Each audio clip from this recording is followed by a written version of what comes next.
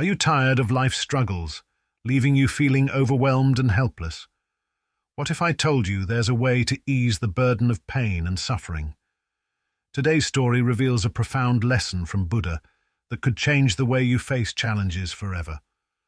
Under the shade of a massive Bodhi tree, Buddha sat in tranquil meditation, his serene presence drawing people from far and wide.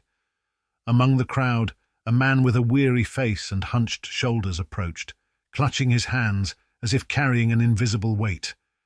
"Master," the man began, his voice trembling, "I have lost my crops to a harsh storm, and my family's future now feels uncertain. The pain of failure and fear for what lies ahead consumes me. How can I endure this?" Buddha opened his eyes and gazed at the man with infinite compassion. "What you describe is the first arrow," he said. "This is the unavoidable pain that life inflicts on all of us. Whether through loss, failure, or hardship, no one escapes its sting." The man nodded, tears brimming in his eyes. "But why does it feel so unbearable?" Buddha gestured for him to sit and continued, "The first arrow wounds us, yes. But there is another arrow, one that strikes the same wound and magnifies the pain." Picking up a small stick, Buddha drew 2 arrows in the dirt before him. "The second arrow is born from within," he explained. "It is the anger, self-pity, or despair we add to our suffering.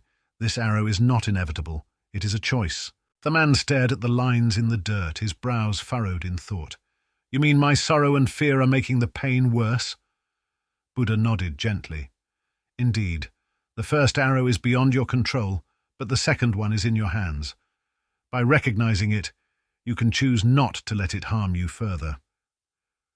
Buddha pointed to a nearby tree. "Look at the bird perched there. Its wing bears a scar from a past injury, yet it sings without sorrow. It accepts what is, without adding to its pain."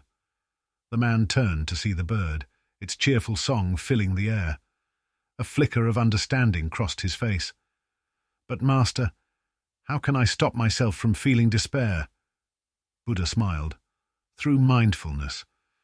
When the first arrow strikes, pause, breathe. Acknowledge the pain without judgment. Let it be, like a ripple on still water, and it will pass." The man looked down at his calloused hands, then back at Buddha. "I understand now," he said softly. "The first arrow may wound me, but the second is my choice.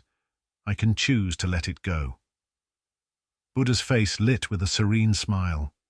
"Yes, life will always bring arrows, but wisdom can shield you from suffering." The man's shoulders straightened as he exhaled deeply, a new peace settling over him. Now, the man learned a profound truth. While pain is inevitable, suffering is a choice. Through mindfulness and acceptance, we can free ourselves from the second arrow.